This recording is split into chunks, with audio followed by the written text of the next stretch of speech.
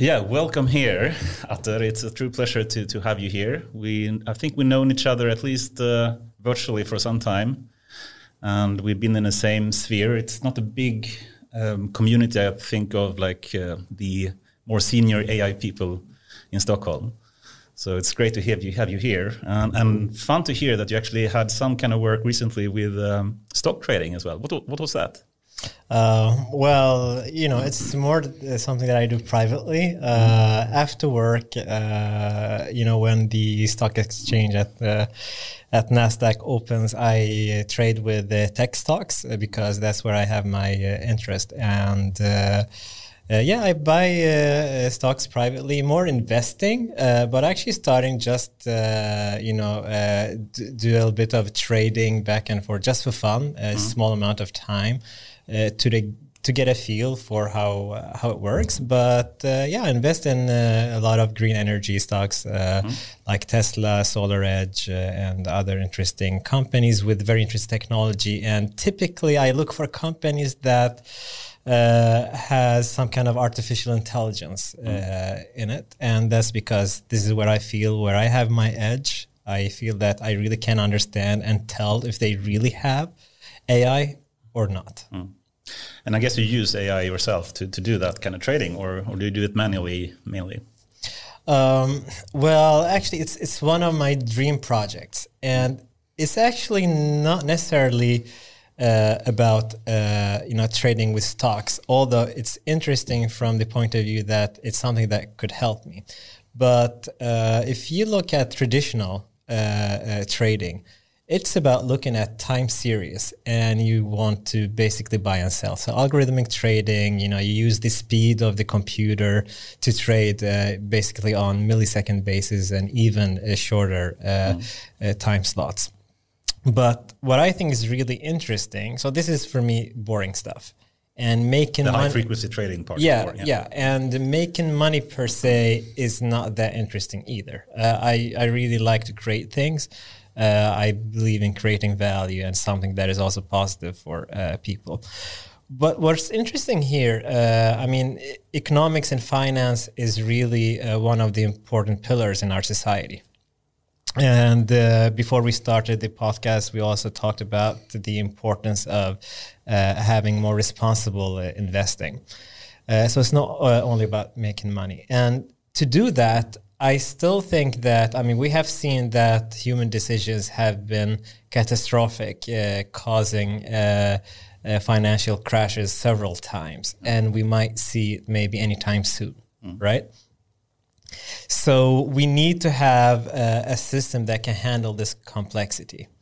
And so the way I look at it is that you need really to understand the micro level. You need to understand how each company perform. You don't want to have valuations that are run very high. Like there are discussions about Tesla. Is it overvalued, or is it really correct to give it this valuation that it has today? So you have this micro, but you have also the macro that is extremely complicated. You have the politics, you have the economics, and we know that the economics and the financial market are not necessarily connected. You see, there are a lot of companies suffering. The economy is not going that well, but you see the stock market is, going very high.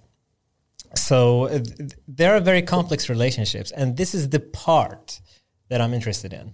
And that's why I think neither me or anyone else do have such an AI system, and that's why I have nothing to use myself. On the other hand, I think just starting with having an AI system that collects a lot of news articles and data and try to make connections between different events, so it really can understand if similar events would happen in the future. It can give you some kind of prediction, maybe not quantitative, but qualitative. But this is AI. It could be stuff like knowledge graph technology, all the things that helps us connect the dots from micro level to macro level to really understand what is really driving the market and a certain stock, I guess. This is actually, you're really touching on a very deep topic right away, Cool. because we are now suddenly in the realm of discussing, artificial general intelligence or narrow AI. Yes. In that sense, and we all know that we are not there when it comes to artificial general intelligence. And there's a lot of discussion about what's the reason, what is really missing. And there are a lot of experts arguing that deep learning it's a great progress. I mean, there's no one who can deny the problems that has managed to solve. But I think when it comes to reasoning, for instance, you mentioned knowledge graphs. I think it's about time to try to integrate it back into the artificial intelligence. Yeah, well, I mean, we're talking now ultimately AI on the one hand and the deep learning and how we can build models, and we can talk about general models like GPT-3, or we can talk about super narrow, but still in the transformer space or whatever. But how to take that together with an ecosystem thinking, to get that together with a knowledge graph system thinking, and maybe that's also how we create more reasoning. So it's AI in combination, maybe something like this. Is that what you meant? But perhaps before we go into AGI, because I think that's a very interesting topic in itself, let's just finish up a bit about the stock trading part, I would say. Could you share some perhaps details about what system you have today, if you want to, or if you don't want to, that's fine as well. So we've been working in my research group. So we have recently published a paper at the International Conference on Artificial Intelligence in Finance, where we developed algorithms to predict the price of portfolio and looking at basically as a time series. And we use some kind of, as all other researchers do nowadays, put together different architecture of deep learning. But it's mainly technical analysis. It's basically using the time series and not like fundamental analysis or these kind of external signals, or? Well, I mean, you have the time series of the prices, and what you do try to model using some kind of neural network based architecture taken to count the time history.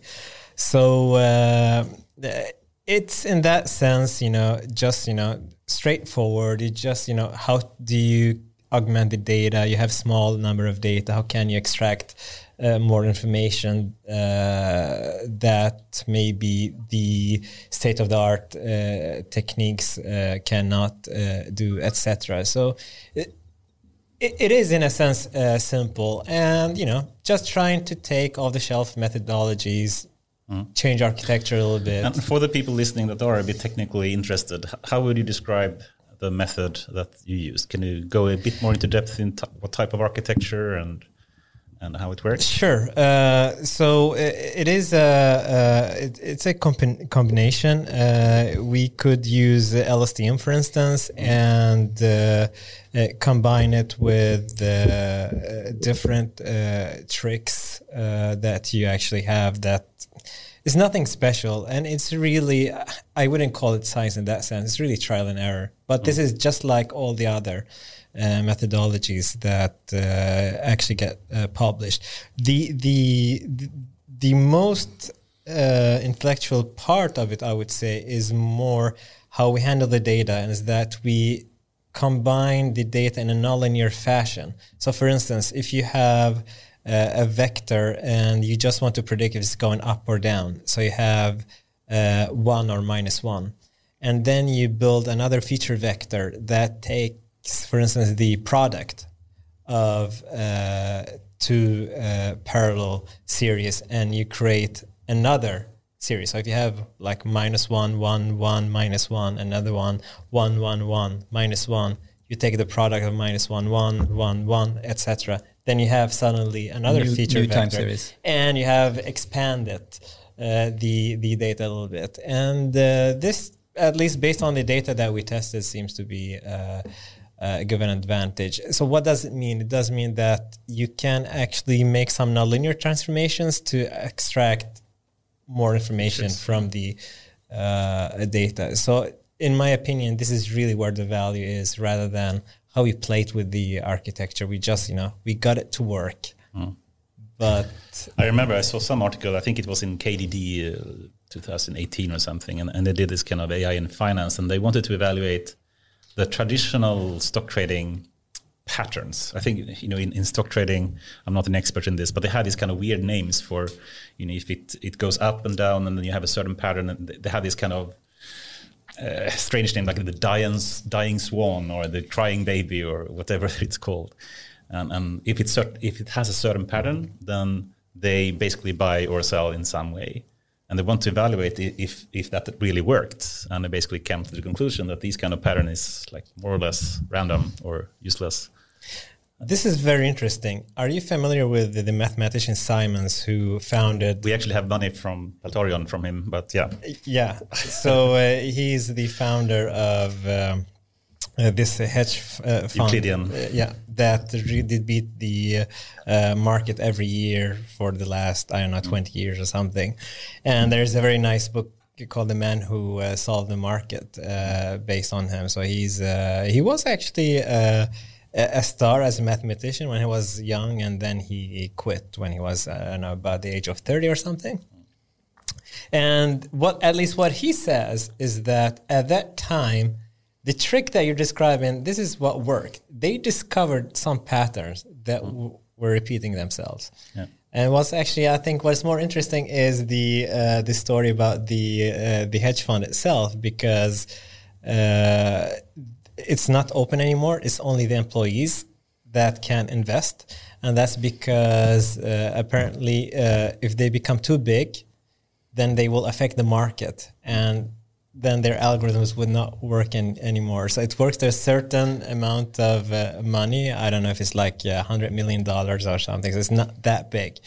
And if it gets bigger, then... they will actually shape the market. They will affect the market. So they will affect their own patterns. So you need to work like in the shadow when no one is noticing. So this hedge fund is not public open anymore for now. Yeah. He's certainly an interesting person.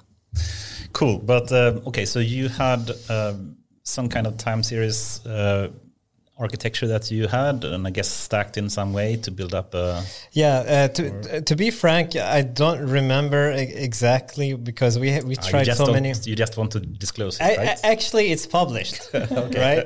So it's right there. So if you Google my name, it's recent. You will see it on Archive, one of the top published articles. But frankly, I don't remember what architectures that were working, and I don't want to even overvalue them, because this wasn't really it happened to work for the tricks that we did with the data. On the other hand, I can tell you about other things where I experimented myself, and again, there is something called, for instance, Brits. There's a paper actually also called Brits, which is how you can fill in missing data for a time series. And this is useful. So you could have a lot of noisy data, so missing values, and you would like to fill them in. And this is a very useful method. This is nothing that we've done, but this is published. This was a very useful thing. And using LSTM is actually very useful if you do it the right. So LSTM is very hard to get it to work. But if you're stubborn and you try many times, you could get pretty good results. And if you were to redo it today, would you use transformers then, or how would you change it if you were to do it today? It would be the next thing to do. I'm not saying that transformers would work, and it's not a bet either. And let's remember, it's all about how, again, so we know that training deep learning models is a non-convex optimization problem. And this is why we really get different results. So from a really mathematical point of view, LSTM has a more generic model than transformers, because it's really taken a finite history in time for LSTM, it's a dynamical system with states in it. So the one is a special case of the other. But the difference is that the non-convexity makes it hard to think like I usually call it thinking linearly. You cannot, if something does not work for a specific set of parameters, it does not mean that it does not work. All we know that if it does work, then we're lucky. But if it does not work, we don't know that it will not work. So that's actually very annoying. Also for us, a researcher who really wants have scientific conclusions, that's very annoying. And I get annoyed about all the publications I see nowadays. I think that's an interesting topic of discussion shortly. And I know you have a mathematical and control theory background, which is more into trying to find a proper mathematical modeling. And then, machine learning is just this kind of, trial and error with data and see what works. And can be a bit frustrating, right? I would like to hear those two battle it out a little bit. Those two points. But I think we need to do an introduction, Anders. Yes. So, who are you? Who is Adi? My name is Ather Gattami. I have a long academic background. So I grew up in Lund, southern Sweden. I had interest for actually drawing when I was a kid. And I basically, math was easy, but I didn't find it fun until maybe I went to 6th grade when I solved problems, faster than the others in my class, and I started to get, to solve problems for higher grades later. But so 6th grade, that's like when math is something that comes a little bit natural. It was easy, but it was nothing that I thought about. It's, it was a nice subject because I didn't need to study. Exactly. It comes to history. You really needed to read through things, but math. That's for you. Not for all kids. Math. I could sleep in the in the classroom, so that was nice. But then actually, I got introduced to physics, and I found it, really. So of course, I think like many of us. It's very easy to like science fiction. And suddenly, hearing about the theory of relativity, and you feel like, but this cannot be real. So science becomes reality, but it sounds more like fiction. So that was very interesting. I was interested in space, etc. So you were the sort of the Stephen Hawking style physics, like the I read. I started to read Stephen Hawking at a very early age. Yeah, so when did you read his A Brief Moment in Time? When was your introduction? I think I was 15 or 16. Same for me. Yeah. I cannot claim that I understood everything.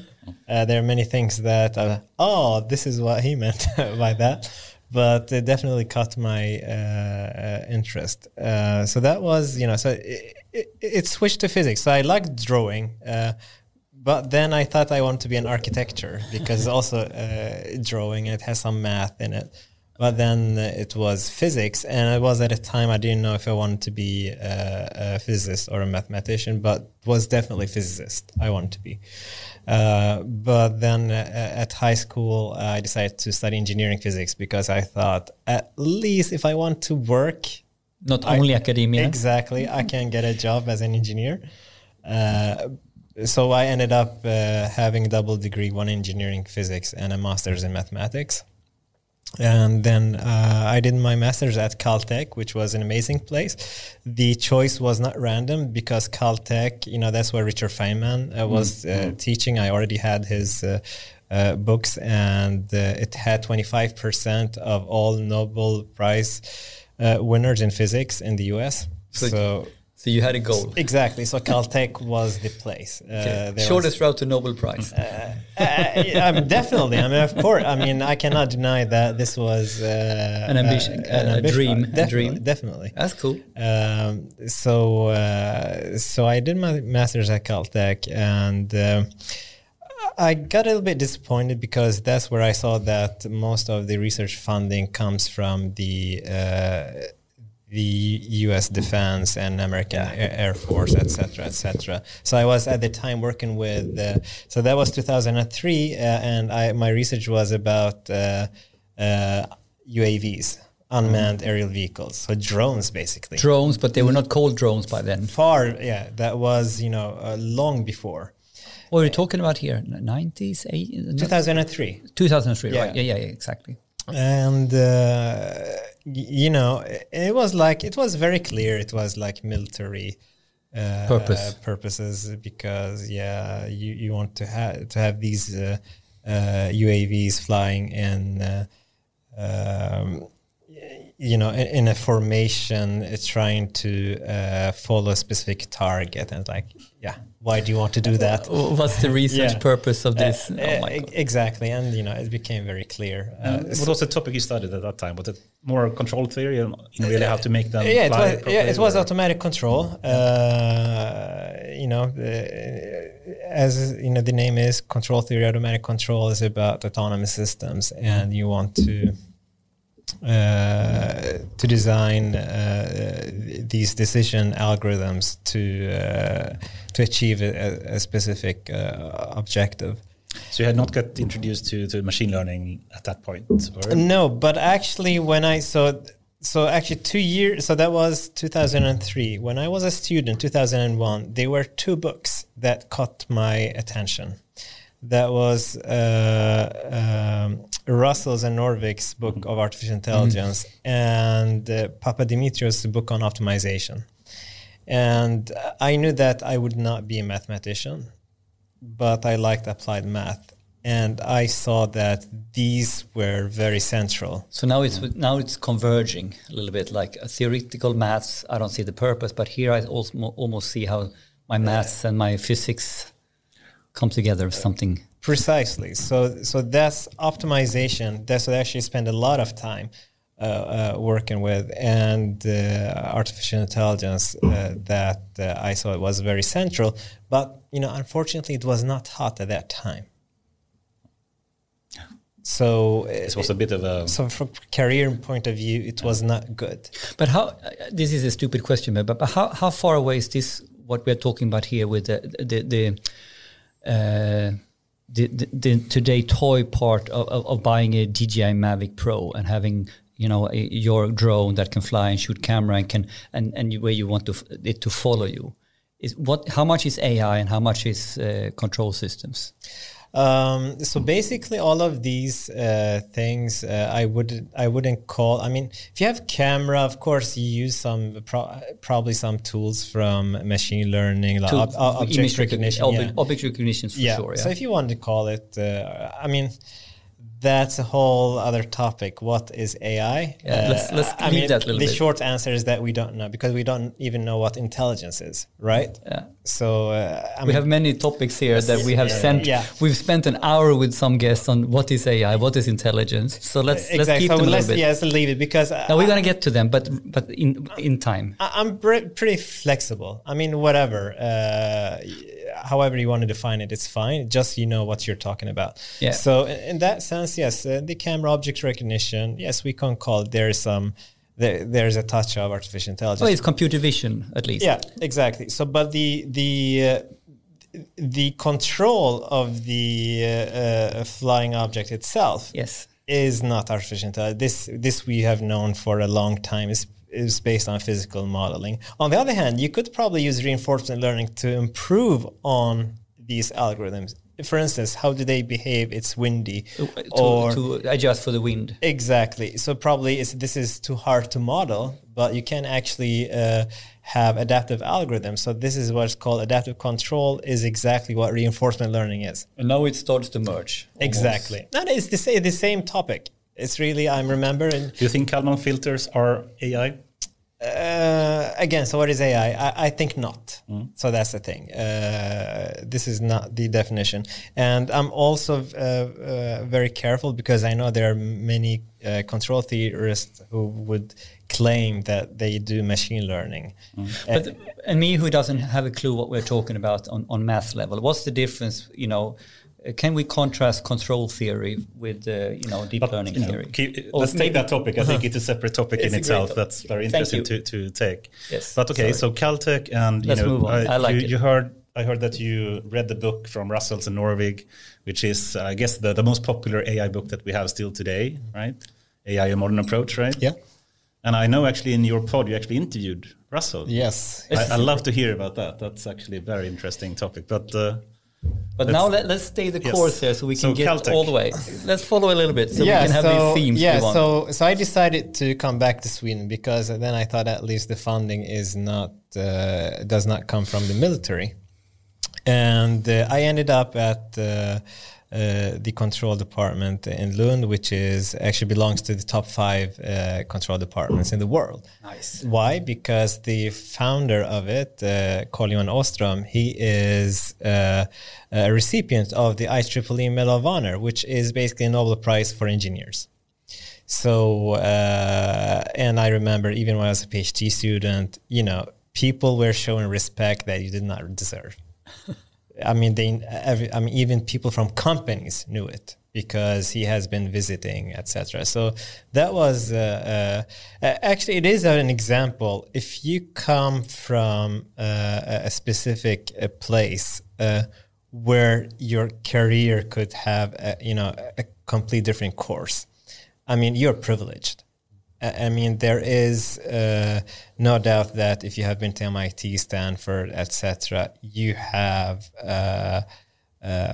much easier career path.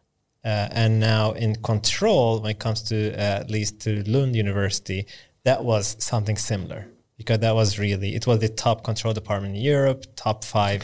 Companies, they know. Yeah, I mean, I have great friends at MIT, Stanford. I could go anytime, and I could probably get a guest office, etc. Because I still have my connections. So that was a great place to be. And then when I finished, I went to MIT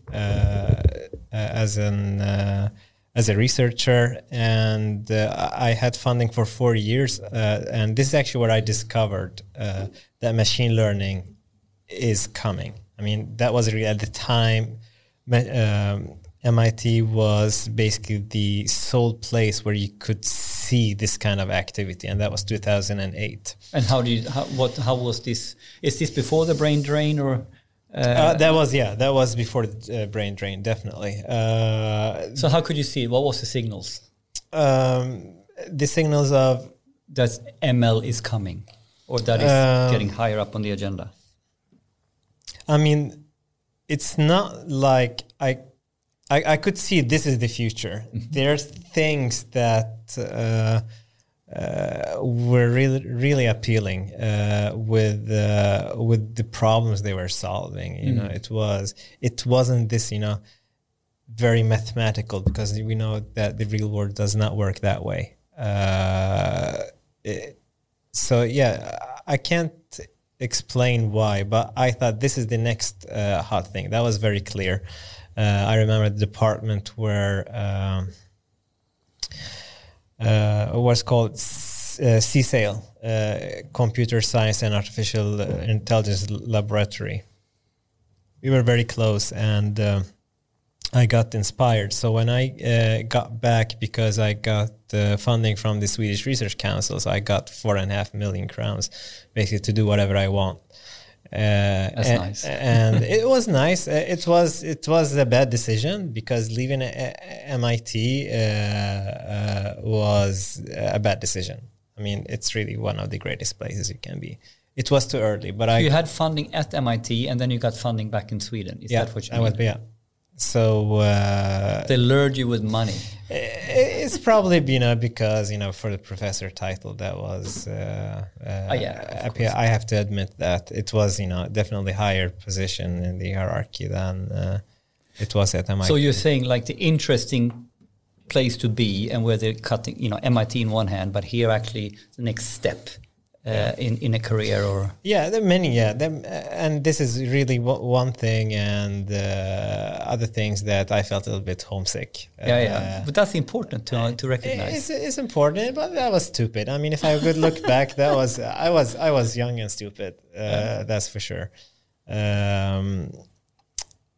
But at the same time, I thought, okay, I go back, I bring this knowledge. I wanted really to build a strong research group, put Sweden in the map when it comes to great vision as well. These fields. Unfortunately, in Sweden, we don't have the environment where you can be that visionary and definitely not start something new. And without giving, names, there was a colleague that really trying, making fun of machine learning, and this is this and this is that.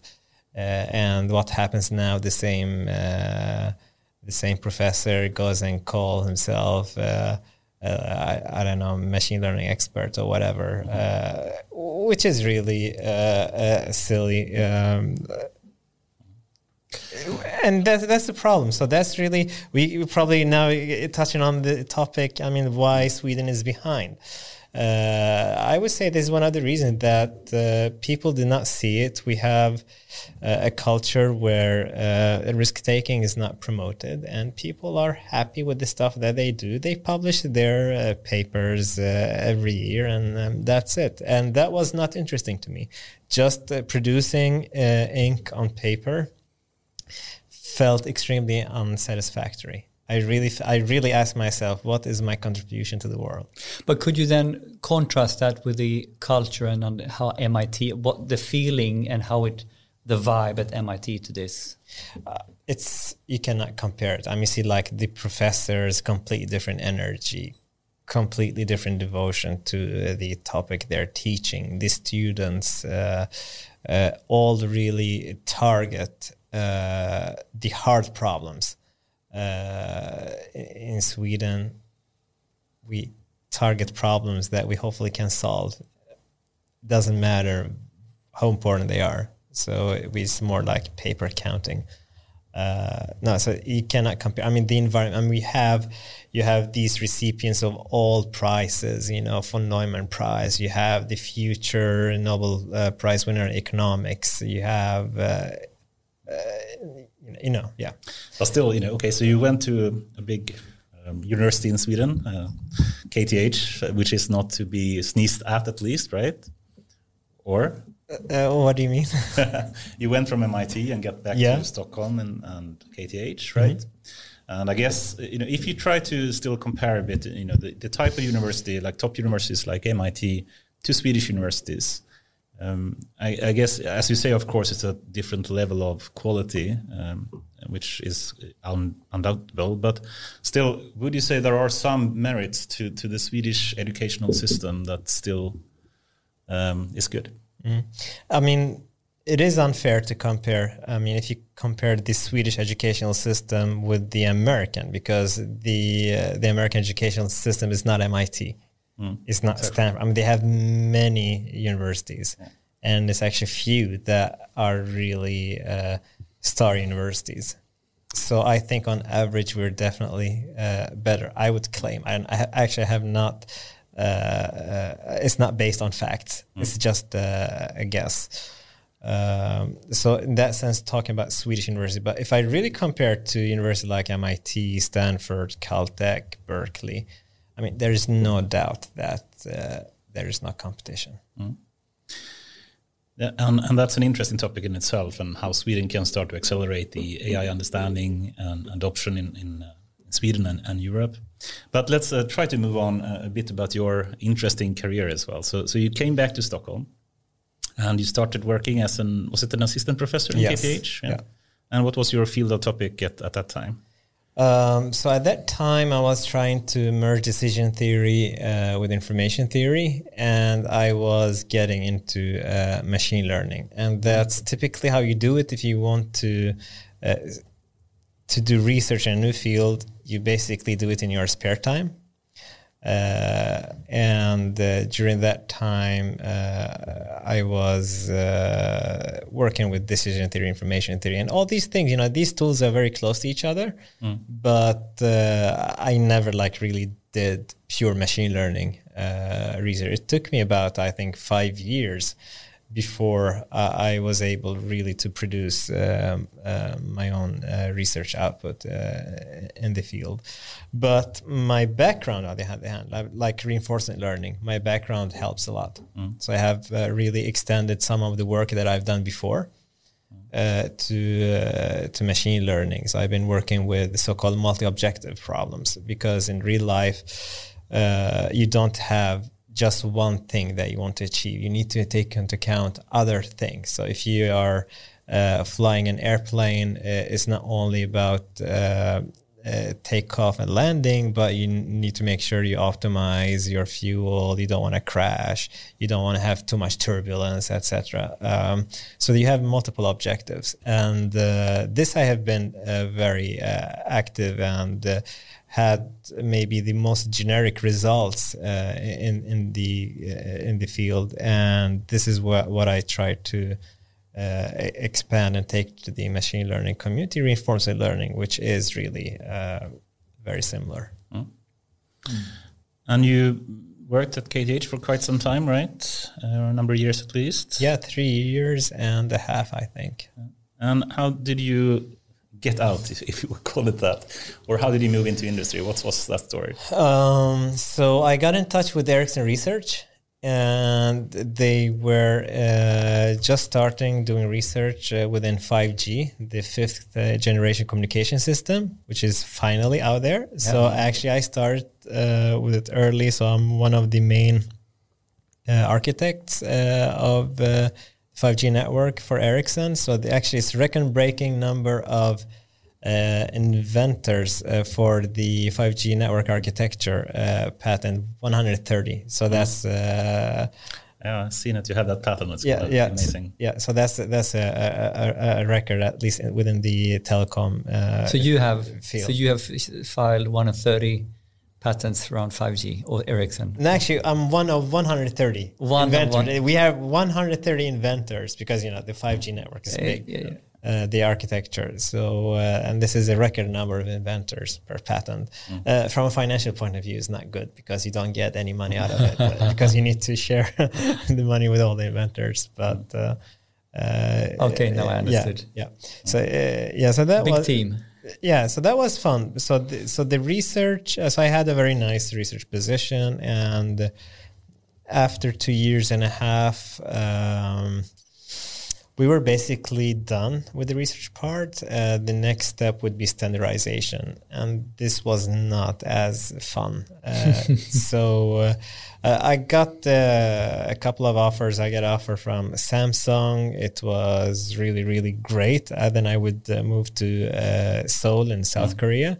I actually live in Gangnam, and I think it was it would be a nice experience. But then actually I got another offer from a company, a startup that was founded by one of my former colleagues, a professor at MIT, which I know pretty well. And I was recruited. I worked with them for a while, but we were supposed to have an office in Stockholm, but I had to commute to Boston basically 1 week every month, which makes me jet lagged 3 weeks a month. It was not worth it. So I decided to start my own company in Stockholm.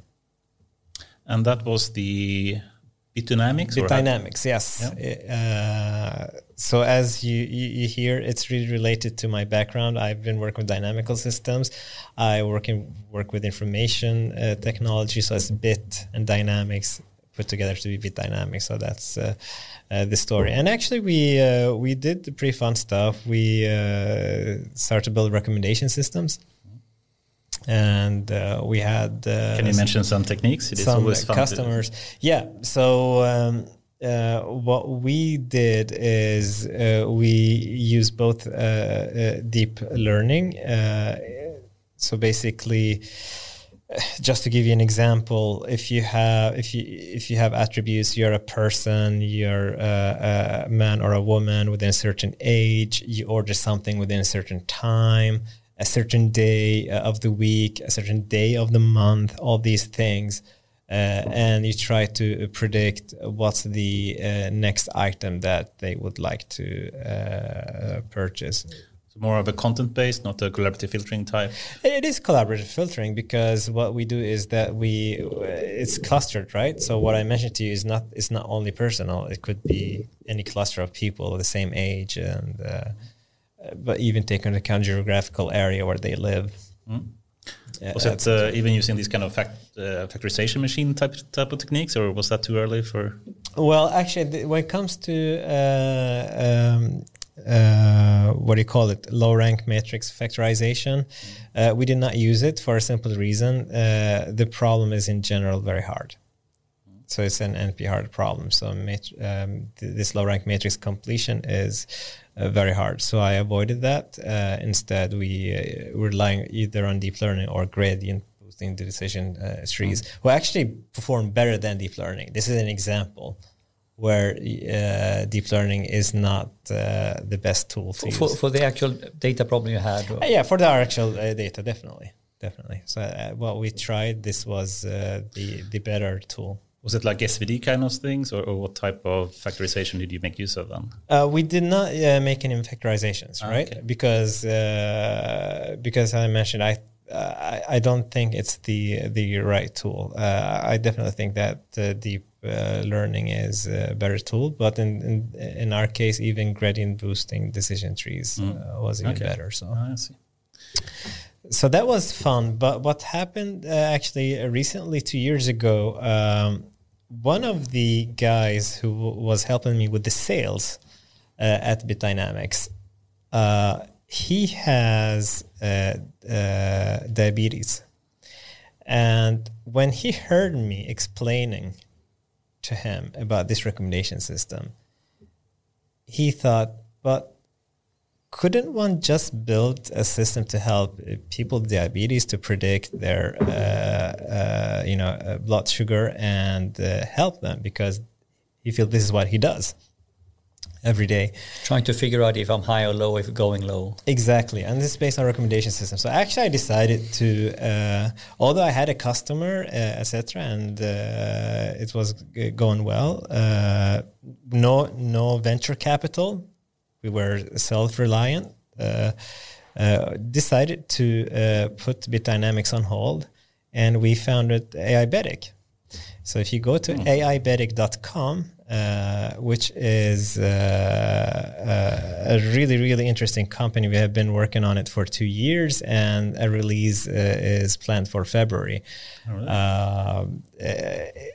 So this is an recommended systems for diabetic. This is an example where the cause was much more important. Helping companies to make money. I like the mathematical problem, but the purpose is not as exciting. Yeah, but this is cool. But helping people, to have control over their life and be able to control their diabetes was much more attractive. So this is diabetic. Yeah.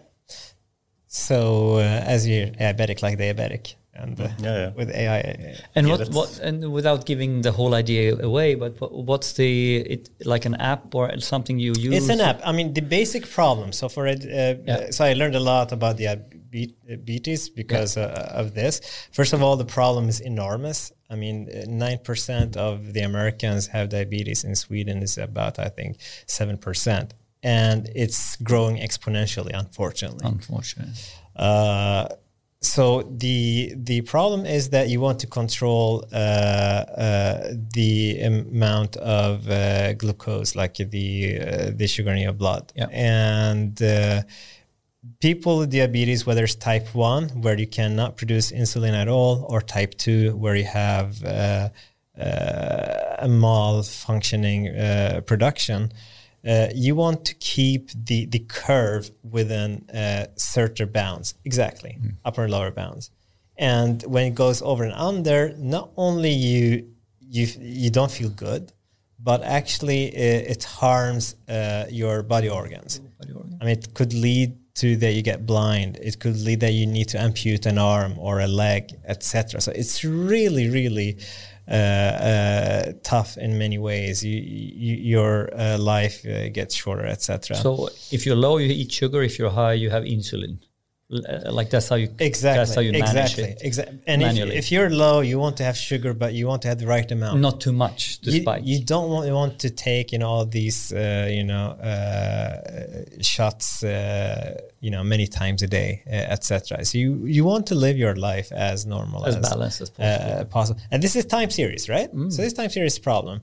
And what do you want to do? You want to predict these peaks in advance. And you learn. So we ask the users to interact with the app, take picture, object recognition of their food, and have it as features to try to predict. So how do you work as a user of the app? Do you basically, when you eat, you take a picture of it? And exactly. Then it predicts the amount of calories? Exactly, yeah.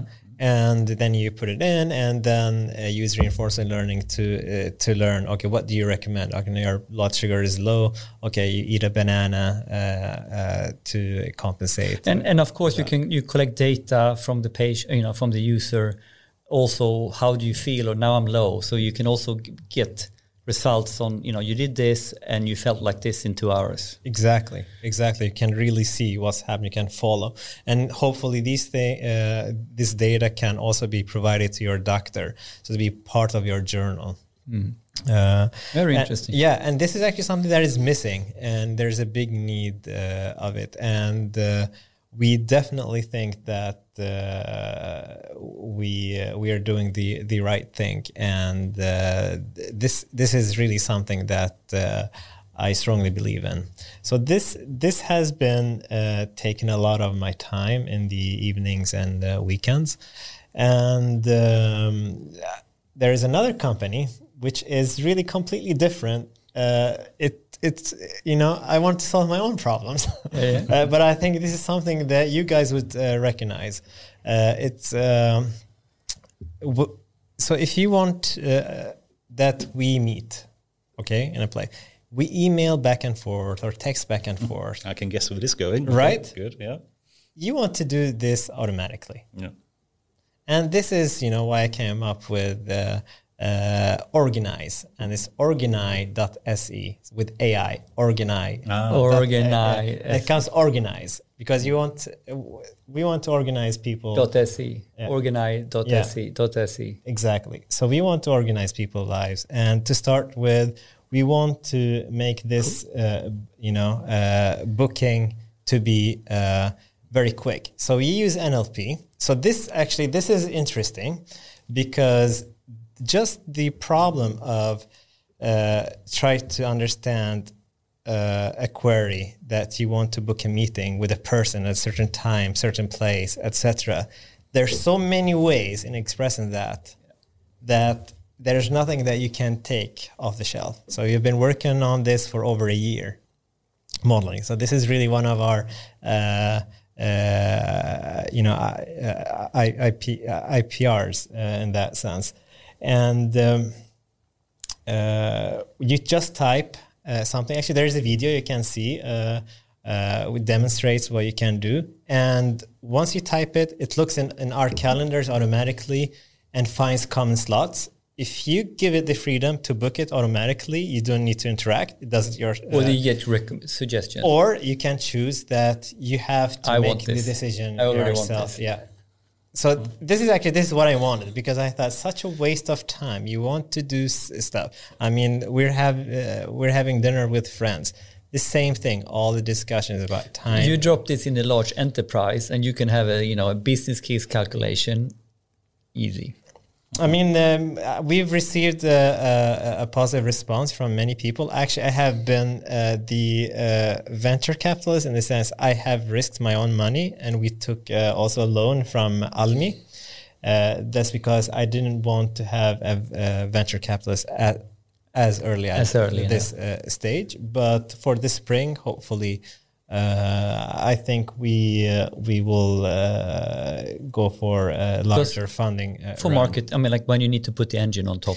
I mean, we have the basics. We are now currently building the app, the front end, etc. So we'll have actually something working. But there are many more functionalities that I would like to have. That's for sure. So you demonstrate this is working now, but have a look at this roadmap. How cool this could be. Exactly. And we want to show them, okay, actually we can do this. All you need, you give us money not to realize a vision. No, the vision is already here. You give us money to execute, to go all the way to scale up. So again, I'm not that much into just, raising money, trying to be big right away. Let's solve the problem first ourselves, have something working, and then we can go, with... And here we have another topic. Should you bootstrap or should you get venture capital? Do you sell stories or do you sell value?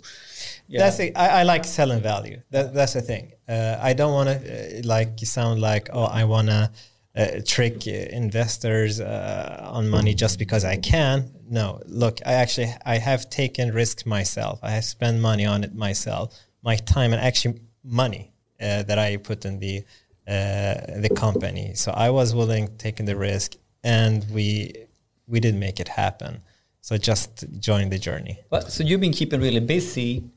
And at the same time, there is another part here. We if we want to go there, you are running a successful podcast as well. Perhaps, thank you. We still have the career to finish, and I'd just like to add as well. Is that not part of the career? That's not a career. Before we finish with the organize. Yeah. That's it. I mean, it's certainly, I guess the main part is really to give some kind of natural language input and then find a schedule or a booking that suits someone. And there is another small company called Google that did this kind of duplex thing. I'm not sure if you've seen it. What do you think about it? It's a lot of controversy if it's actually fake or real. And, it's been some part of it's deployed, but what's your thought about duplex? It's very interesting. If it really worked, then that was a very nice example. I have no reason to doubt that is not real. I think it's such a big company, they wouldn't fake. I don't think so, but anything could happen. So actually, I never thought about that this could be fake. I just, I bought the news right away. So it's very interesting, but it does not mean that we are really close to artificial general intelligence. Definitely not. For people who don't know it, there is a famous video, I think at least 2 or 3 years ago, where they basically let the Google Assistant basically, or the home assistant that you have, make a booking at a restaurant. And the only thing you say to the assistant is basically, I want to get dinner at some point next week. Please, make the booking, and they make the call and everything. This is our vision. So this is where we want to go also. Okay. Yeah. So without sounding too cocky, we definitely want to be competitors to Alexa and Google Home, etc. But couldn't you integrate with them simply? Think? We could, but maybe we don't want to. And we shouldn't be afraid. We have seen like Instagram, how it really challenged Facebook, and it's more successful than Facebook. So you just need to find the right thing. What can you really solve better? Even a company like Amazon, yes, they have a lot of money, but they have so many problems to solve, so many focus areas. So at the end of the day, to do something really good, they need to find an excellent team. And now, this excellent team, where should we use it? Should we use it to solve this problem, or do we have more important problems? I think they go to the more important problems. So that's why I'm never scared of that a big company could come and do this and do that, because they need to do the same work to put this team together. And I think that's the hard part. I guess that's why Google says, they're not afraid about other enterprises like Apple or Amazon. What they're really afraid about is small startups that super sharp with the small innovative ideas. Yeah. And I think that's so true. Okay, and before we move to AI Podden, perhaps you now work at RISE, right? It's true. So how was that story? How did you get started at RISE? And what is RISE, by the way? So RISE stands for Research Institutes of Sweden, and it's actually a new entity. It was the government's attempt to collect the research institutes in Sweden. And when I joined the so-called SIX, Swedish Institute of Computer Science. And this was actually a very successful institute, very well known since the 80s. So RISE was official, I think, in 2018. And I got recruited because they wanted to have some kind of more research emphasis on artificial intelligence. So I was one of the core team, so to say, and I'm still like one of the core people. So is this full time, 50%, or how does that work? I started part time, but then they want to have me there more because I did other things like the AI conference called AI Day. And it's what we're supposed to have it in April, and it's like we had amazing speakers. Unfortunately, because of COVID-19, we had to cancel it. And the way I see it is that I think I'm gonna go back to working part-time now because not much is happening. We'll see. So basically, I was very excited at the time to join and build some kind of AI center. It was very early at the time. There was nothing basically. And 2018, yeah. Yeah, it's actually 2017 already. Yeah. Already. But now it's I see more things happening. Now I've been at RISE for 3 years. Yeah. And in short, RISE is a big like Swedish research institute with like 2,000+ people or something. Yeah, I think many fields as well. 3,000 people. Yeah, 3,000, many yeah. field definitely. Yeah, it's big. But we need to spend more money in order. If you really want to build a research group within artificial intelligence with impact, you need to spend more money. That's for sure. On research as a whole, or what would your advice to RISE be to get more progress in AI? You need to have money. You need to have more people, projects. I mean, with money you can recruit people. That's the thing, and give people the freedom to do research, which is more open research. And to do that, you need to have real experts, role models who do a good research. Yeah, it's not only about more resources, but the right resources and the balance of getting the fresh talent in, but having some real role models to mentorship to accelerate the breadth. You need to realize how hard this is. Yes. When I say more resources, you need to realize that, for instance, at Caltech, I was visiting my supervisor at the time. We have good relationships. I visit him basically every year. And what he said that I think it was Uber who was opening a research lab just outside Pasadena. So that's where Caltech is. Nice. And that was, I mean, Caltech, MIT, they pay high salaries, higher than, I think the only university in the world that can match that is ETH in Zurich. And they felt like, but there, I mean, this battle is lost. There is no way we can match Uber. I mean, they pay 4 times the salary they pay a professor at Caltech. So what we can offer them at least that they work part-time, say 50% at Uber, and they work 50% at Caltech without having to teach. I mean, many researchers, they don't like teaching. Interesting model, this. Yeah. So they said at least this is one way to still keep them. If you can't beat them, join them. Yeah, it's like, yeah, I mean, so this is the only way. And this is something that I think in Sweden we have not realized that. I mean, not me. I think we have realized that around this table. But at companies, at universities or research institutes, they they haven't realized that it's very easy. I mean,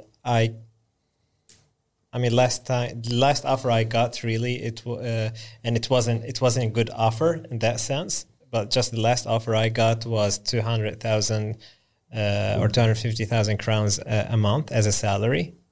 That's not matched by any university here in Sweden, not any close.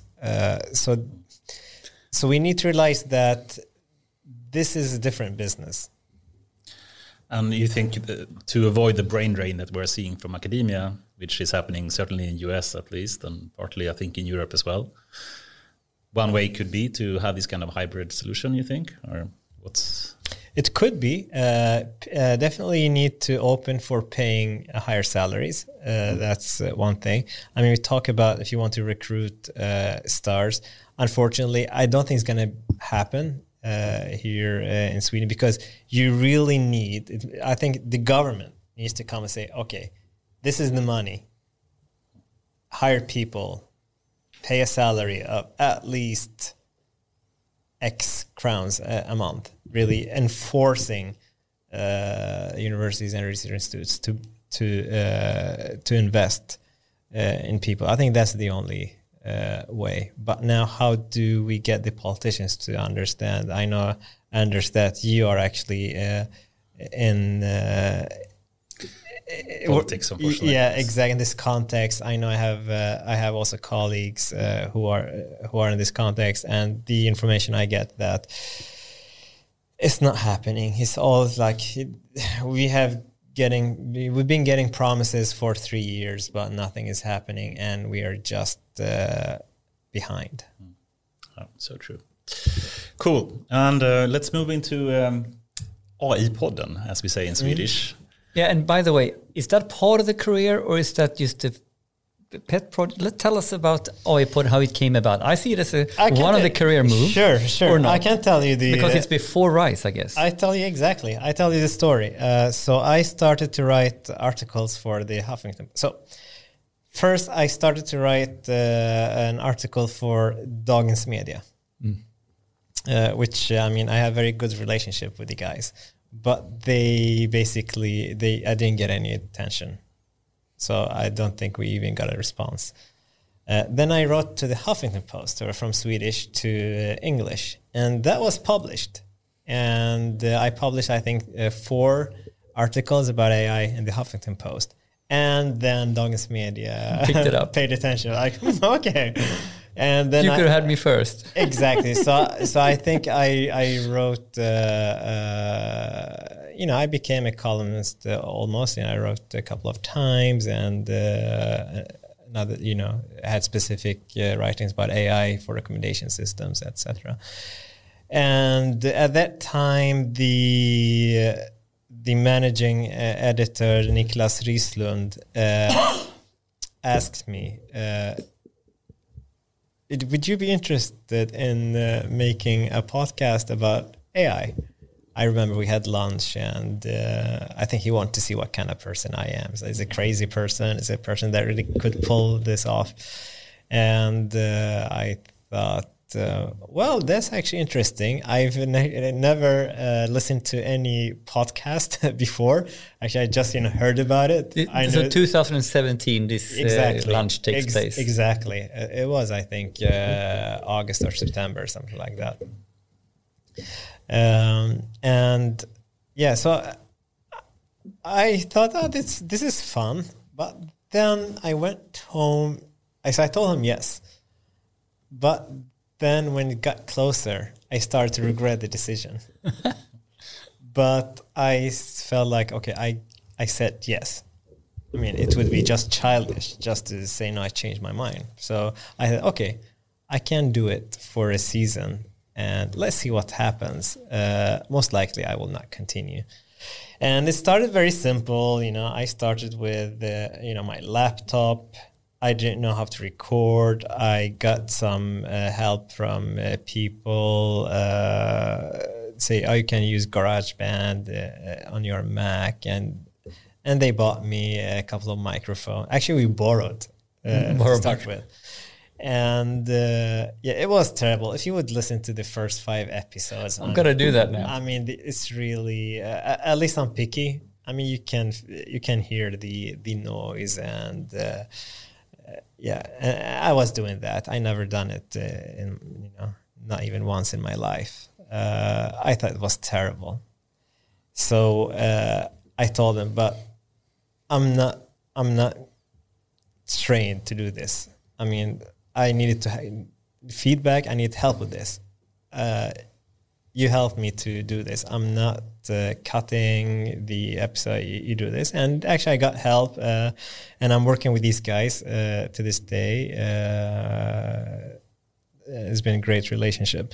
But yeah, so we started, and they published the first episode at Dagens Media, and they told me that this has been the most read article for the week, and a lot of feedback. Congratulations! Actually, nice. What? Are they kidding me? It's like, Nice. I thought that they were just trying to be nice, but I realized, okay, this was well received. That's nice.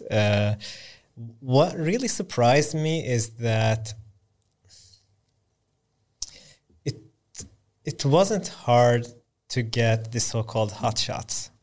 So when I started, it was at the time I want to make AI popular, to make the industry aware. So I thought I invite people from the industry who are starting to do something, even if it's something small, just to inspire people. People were really positive, and I got CEOs, etc. People really is that the primary type of guest, or is CEOs the best type of guest? This is what I thought, because I thought people would pay attention to people at high positions. And one of the first episodes was with the Nordnet's CEO at the time. And I think the trick worked. That's for sure. And then I started to move. So it was really CEOs or CTOs, something like, or CIO, or... but then started to move toward... But actually, I also had a professor, Thomas Schön, was also one of my first... he's a good person. Yeah. So I tried to do a mix, and then started to move away from the CEO thing, or CXO, and more talk to expert. And then I mixed. And all of a sudden, when the director of engineering of Airbnb was in Europe, and they typically do marketing in different countries, and the Nordics, they had to pick. They had just one interview for the Nordics. And they picked AI-podden. Yeah, so they sought you out. Exactly. That's super cool. They reached out. They said, so we have... this and this. So we would suggest our director of engineering, who was great. I mean, you can see this is a smart guy. He shared really interesting... Professional, media trained. It was so nice to talk to him. And he had, very interesting, cases to talk about within AI. And it has been very easy. Like I had 3 ministers in Sweden. I had stars like Russell and can't you tell us about the Russell one of the story. biggest stars in AI? Yeah, and actually even other people I was very close to have Bengio, but it was at the time Mm-hmm. when he received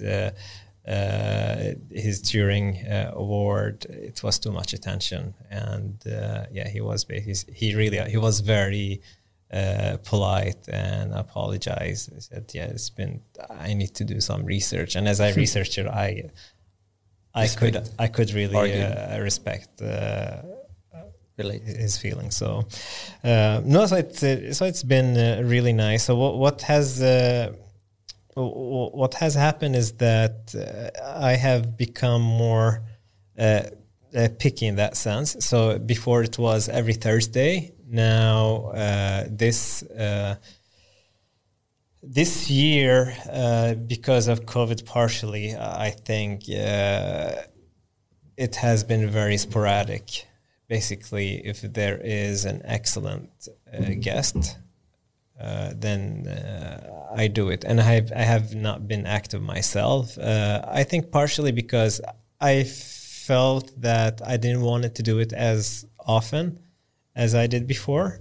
Just for the sheer commitment to have time for it. Yeah, I mean, it's not, I mean, to be honest, it's not that it's a lot of time, because I have a studio and the guys, do all this thing, but you need, to email a little bit before, and you meet, and it takes some time, and suddenly, half a day is lost. For many people would think, yeah, but this is a very productive day, which is, but I'm not a podcaster. It's not my career. It's not like I want to be Joe Rogan. Just take an example. It's really a lot of fun, but there is, for instance, I think there are more international forecasts who are more privileged. So if you're in the US, if you're at MIT, like there is this Lex Friedman, which is not AI podcast. Now it's more general. At least nowadays. Right? Nowadays, yeah, it is. Yeah. I think he moved. It could be that he's not allowed to use the name of MIT anymore because the podcast is private. MIT has its own podcast. So when he was using it, using MIT, and he's at MIT, I've been at MIT, and I can tell you, the stars I had. My host was at the time director of LIDS, the Lab for Information Decision Systems. That's where Gallagher was, if you know him, like after Shannon information theory, probably. And you had all these famous economists and physicists, he knew everyone. And I was in this big office. There were two other desks available, and they were sharing office with me. I did not need to leave the office to meet the stars. They came to my office. They did not come to me, but they came to the but nevertheless, they were in my office. Same coffee machine. I mean, not even that. I mean, I went to buy donuts, and I gave them donuts, and we talked, and it was a huge privilege. So you mean that Lex and others have a big advantage here? It is. I mean, to find the great stars for the pod. They come to MIT. You just have if you're really intelligent enough and know how to deal with people, you can easily invite them over. Just say we can talk a little bit, and you can start with people at MIT. That's good enough start. Yeah. And you say, look, these are my guests, and you're at MIT. I mean, you have MIT name in it, and that's it. So in that sense, it's extremely hard to compete. Now, if you want, so now you need to think, what are my ambitions? Is it like the AI podcast in Sweden, or do I want to expand? Of course, I want to expand. That's I mean, if you do not aim higher, you just there is no further development. So in that sense, I thought, okay, this is fun, this is nice. I do, if there's some really interesting guest, I do it, but it's not gonna be my career. Actually, I've been many people thought, you could really make this very big, this and that, and we have seen that if you just invest small amount of money, in social media, you get so much more listeners. Like if I just in a seminar, if I just mention my podcast, and you have like 100 people sitting, suddenly it's like one of the top podcasts on Spotify or whatever in Sweden. So you could do that if you want, but it's not really my ambition. Cool. And before we continue, I mean, Stuart Russell is, of course, one of the biggest stars in AI. And can't you share some kind of, what was the experience of interviewing him? And how did you get him? So, first of all, so he's at Berkeley, and I know a lot of people who are actually sitting in the same corridor as him, and was also co-authored books. And I think I just sent him an email. And yeah, I think I explained that we had some connection. Actually, I don't remember. I really need to look through the email. But I think it's possible that I wrote that we have, some people in common or something. And he was very kind. He said yes. I think I asked him maybe in December, and we had a recording in January, something like that. He was very, very kind. We had, real scientific. I think there was some stuff that we did not really agree on, but I wasn't trying to push it because I don't push, as you probably feel the same.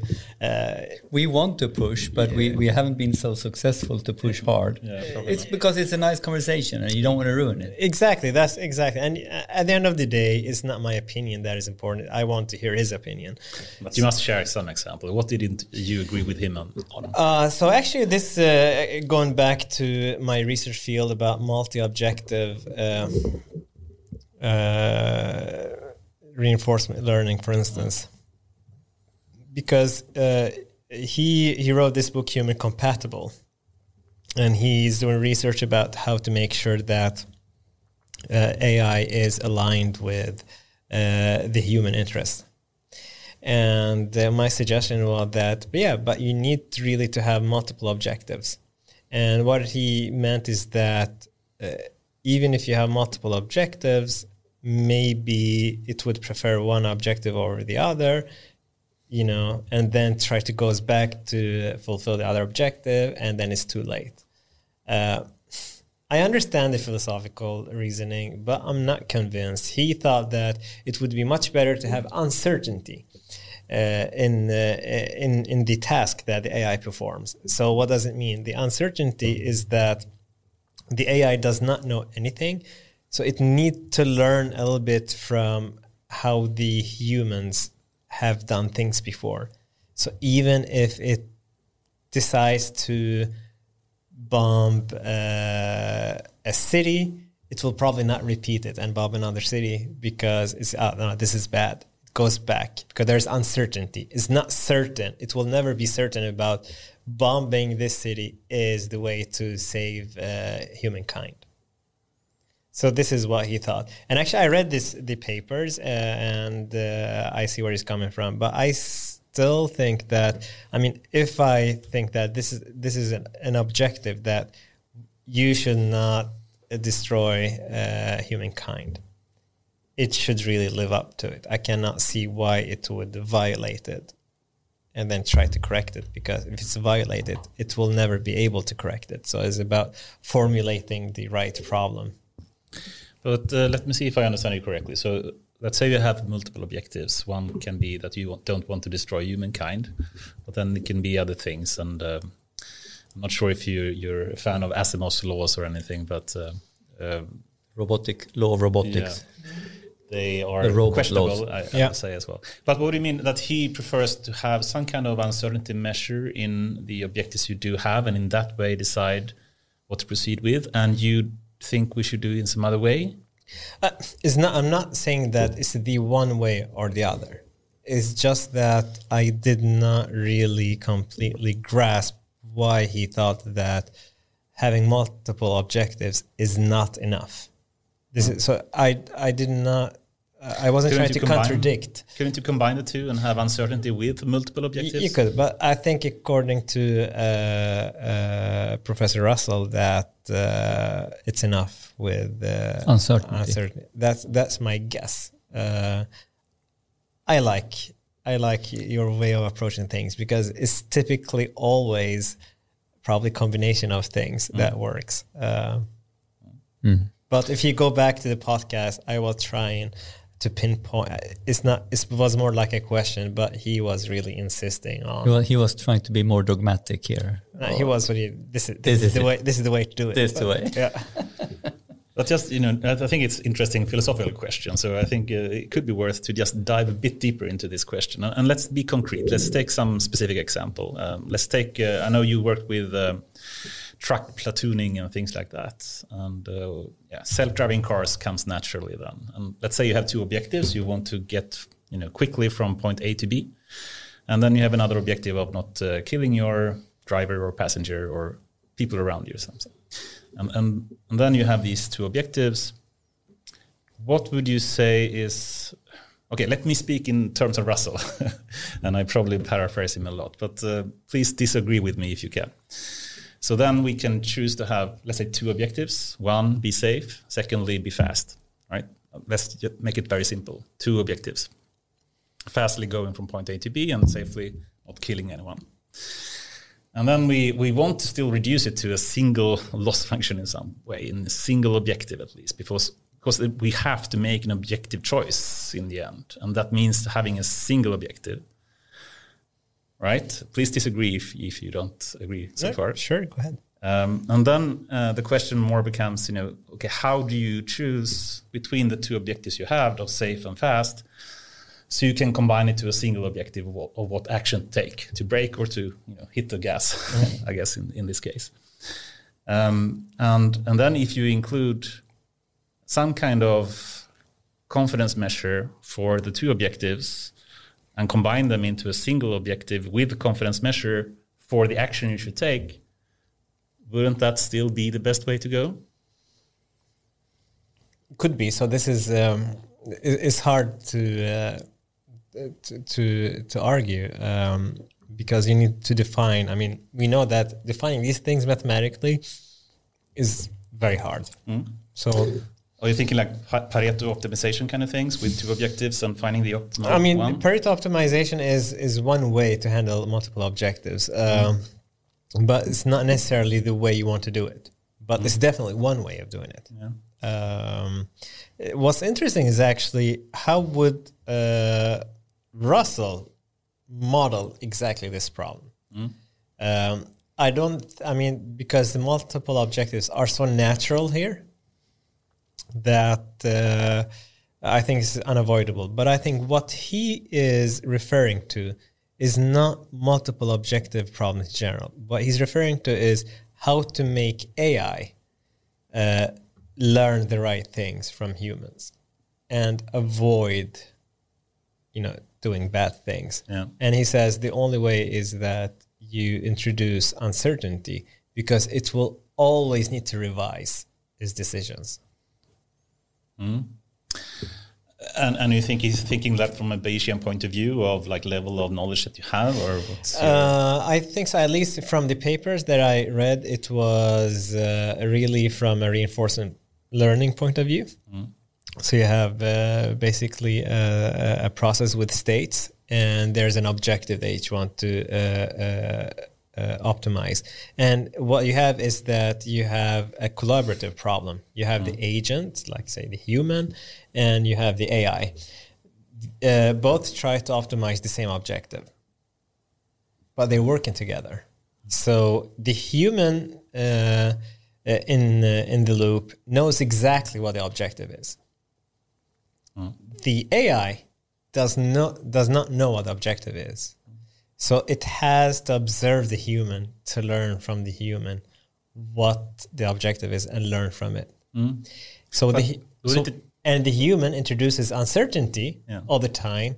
So the AI does not converge to one decision. It will need to really update its decisions all the time. So that's the idea. Yeah.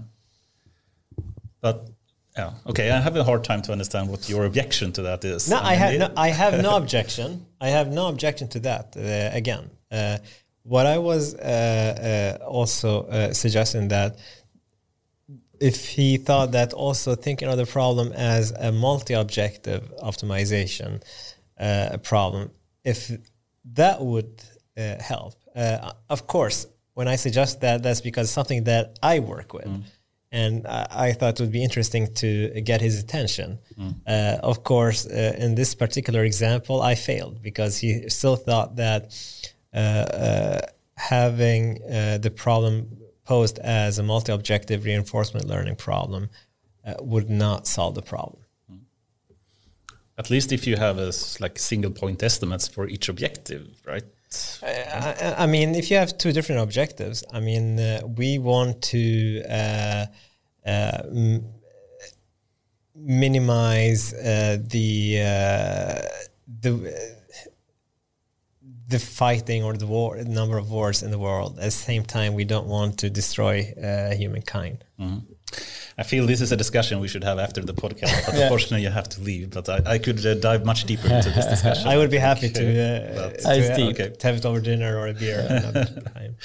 Cool. And I'd just like to continue the podcast theme a bit more. And you mentioned a number of podcast people. Joe Rogan, of course, is the premier and most, I guess the person that makes the most money, at least, of podcasting today in the world. And Lex Friedman is one of the top AI podcasters, I guess. And there's a lot of other, like Eric Weinstein and Jordan Peterson and Ben Shapiro. Do you have like a favorite podcaster that you follow and really admire and try to perhaps see as a role model in some way? Inspiration. I mean, I don't listen to many podcasts, to be honest. I told you that I have been, playing with stocks a little bit. So actually, I have followed some more business podcasts. One of them is Mad Money. Okay. Yeah. I've seen Mad Money. Yeah. I've seen Mad Money. Yeah. So but that's random. It's one of the popular. He's pretty big in America. Yeah, he's big. I'm not saying that. So okay. I'm not saying that he's so good or this is something that I listen to, but it is an easy way to get news. It tells you about what's happening. You listen. I work, at home with my computer, and I just, having radio in the background and. Getting some information. Actually, sometimes I probably miss half of the episode because I'm focused on the work I do. But I think when I started to listen to podcasts before starting AIAW, because I wanted to know what is a podcast. So I got a tip from a friend about listening to Framgångspodden in Swedish, and I thought actually I really listened to several episodes because I thought it was very interesting guests. I did that, but then I got tired and stopped. So what did you like about it, and what did you get fed up with, if like this? Because he's one of the biggest podders, influencers in Sweden in this sort of space business. I like the people telling about their lives, how they got interesting guests. Exactly, it's about success, right? How do they get there? That's definitely an interesting story. But then it's different. I mean, I'm not saying that there are some guests that are more interesting than others, but it could be like some guests are more interesting to me than others. So I think he lost me after some guests, and he lost me as a listener. And I'm always interested in to hear about people, how they got there. Like, for instance, now I started to listen to the podcast what's called the Nobel Prize something, and they interview Nobel Prize winners. That's cool. I missed that one. Yeah, this sounds it sounds very interesting with all these Nobel Prize winners telling about their stories. So this is the kind of stuff that interests me. So it's a topic that falls within my field of interest. So one thing is, of course, the guests, and that's perhaps the most important part of different podcasts. But do you, as a professional podcaster yourself, have any principles or ways that you prefer to be as a podcaster? So again, I don't know if I'm professional. I'm proud. You are. Of course you are. Based on your track record now in Sweden, you belong to the elite. We think so. Oh, wow. Okay. I didn't know that. One of the podcasting elites in business podcasts, for sure. Wow. That's we think so. Okay. Okay, thank you. I never thought of the podcast this way. No, actually, so the principles are, first of all, it should not have a commercial flavor. I have stopped a guest saying this is like reading a commercial. Yeah, you should not have salespeople doing. Not a sales. You don't want a sales pitch. Yeah, exactly. No, that guy was not sales. But he still did a sales pitch. Yeah, that was actually I got annoyed. It was I reacted in a way I could not control it. It wasn't like that tough, but it was very firm and decisive. This is like reading a commercial. This is not interesting. So that's one of your key sort of where you come from as a principle. Yes, so this cannot happen. We're talking about an interesting topic. There's so many things. I ask them to talk about their projects. What's new in their products? That's interesting. And they could get good attention or publicity for that. But not, we are a company with X thousand people. This is not. But this is interesting because we've had guests here who is working on really cool stuff, right? And like we showed your cool stuff now. But I think this is different. You're not pitching us on what you're trying to do, but we are still very keen to try to understand what's the value and the problem you're trying to solve. So if someone is smart, you can sell in quotation marks. You can explain what your passion is all about, what your value is all about. That to me that is okay. But that's okay. But that's exactly what I tell them. What's the problem you're solving? Exactly. Tell us tell us about cases where you really found AI been very helpful. Touché. It's right to the point, but not general stuff. We are, using this, use our system. You can say, yes, we are solving this with AI. This is, this is cool. And actually, you can tell many interesting stories. Yes. I think actually now you're mentioning that, I really did not think about this was as a pitch, because I really thought these are really cool solutions based on machine learning. So to the outside, it could be like, oh, come on, this is a sales pitch, just the other sales pitch. But to me, it's a huge difference. It actually, I would have respect for people who would think that, definitely. But if you take my word for it, I really did not think actually about get this way. I just wanted to share these ideas because it's something I've been working with for 2 years. Yeah, of course, at some point I want to share it. So. Cool. And besides that, there are different ways of conducting yourself. So it's one thing, what the guests are and how they speak. Do you have any thoughts about how you should act as an interviewee or interviewer, so to speak? So I typically ask people for feedback, and of course they say, "You're excellent. It's good the way it is." I don't believe that. That's for sure. Maybe I think people appreciate that I let the guests speak more than I do. I think that do people appreciate. But actually, a very close friend, he has given me feedback on a couple of things. One, he said the episodes are too short. He's a computer scientist, so I'm not surprised. He said it's too short.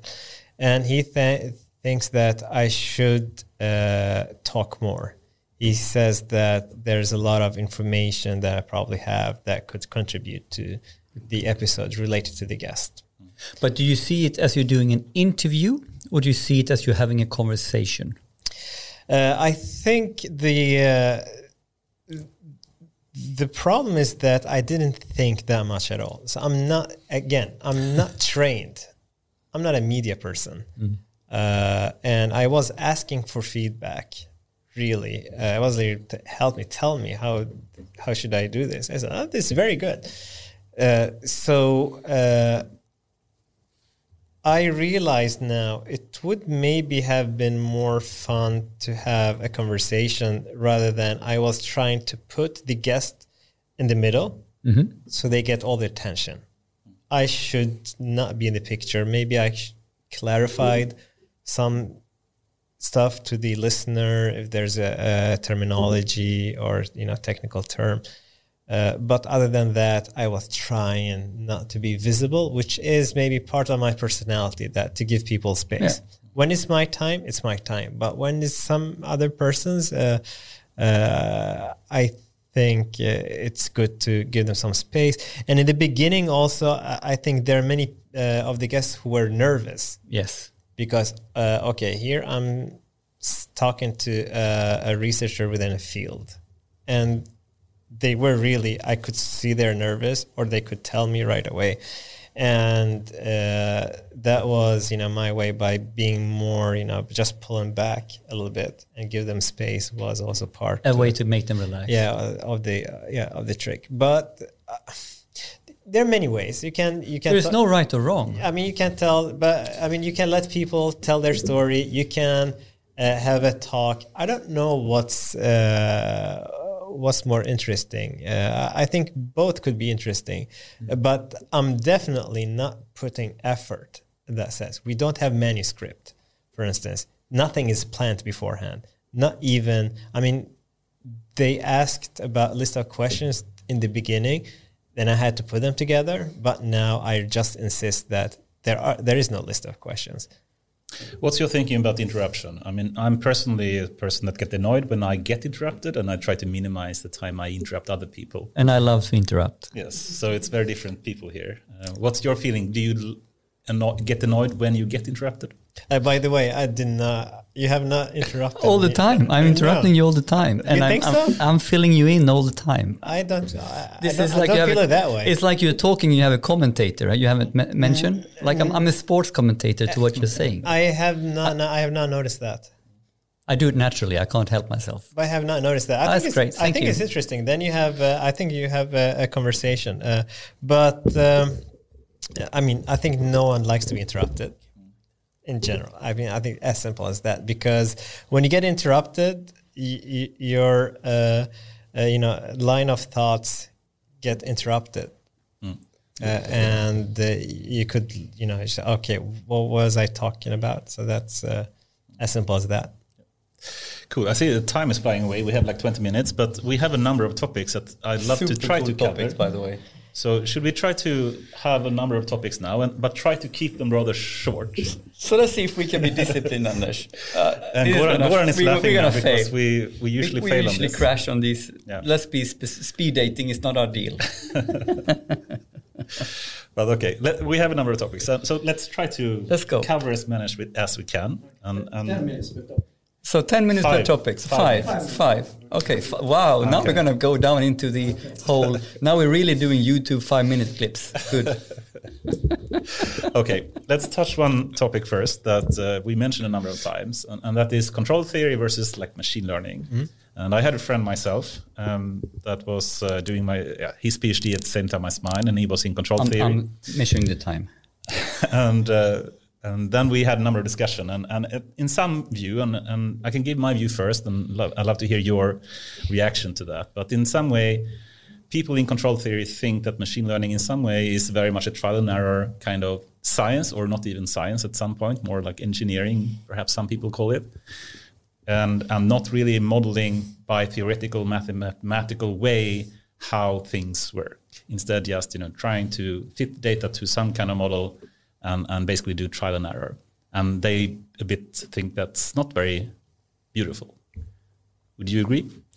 I definitely disagree. Awesome. Okay. Can you elaborate? Yes. Actually, I was thinking you would say that people within the field of control theory think that machine learning is just a sub field of control theory. That's how you would have put it. So no, because it could be the other way. It's Yes. like, but what is funny, I think, so I've been in academia for a while, and so has Anders been. Everyone, look at a certain field from its own perspective, and they all say, "Oh, but this is just part of my field." So it's so. I mean, I've seen it many times, and it's not true. And it's not true that it's. I mean, it's trial and error because. I mean.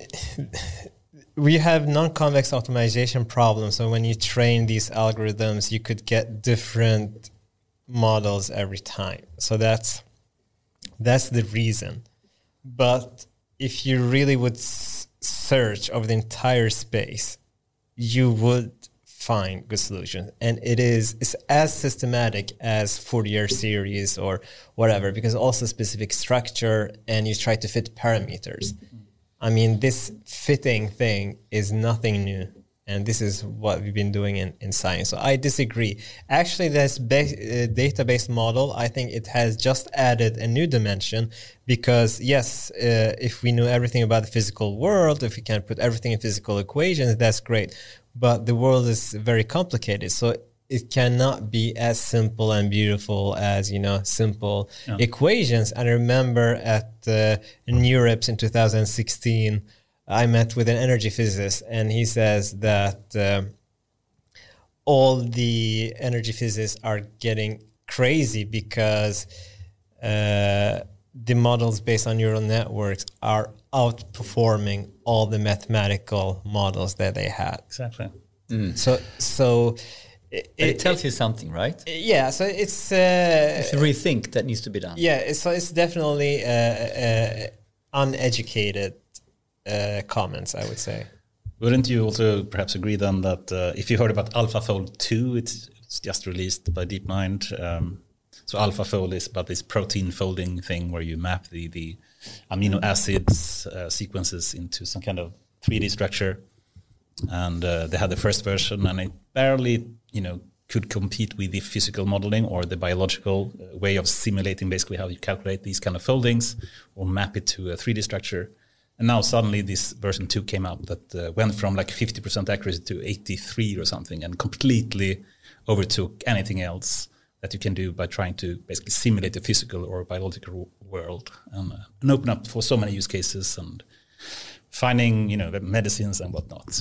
So I think, these are a typical example of, even though it may not be beautiful from a mathematical point of view, it may be super useful at least. Right? I mean, I think it's beautiful in a sense that if you look at the theory behind it, and it's very well structured. I think the part that does make it a little bit ugly and messy is, again, that's the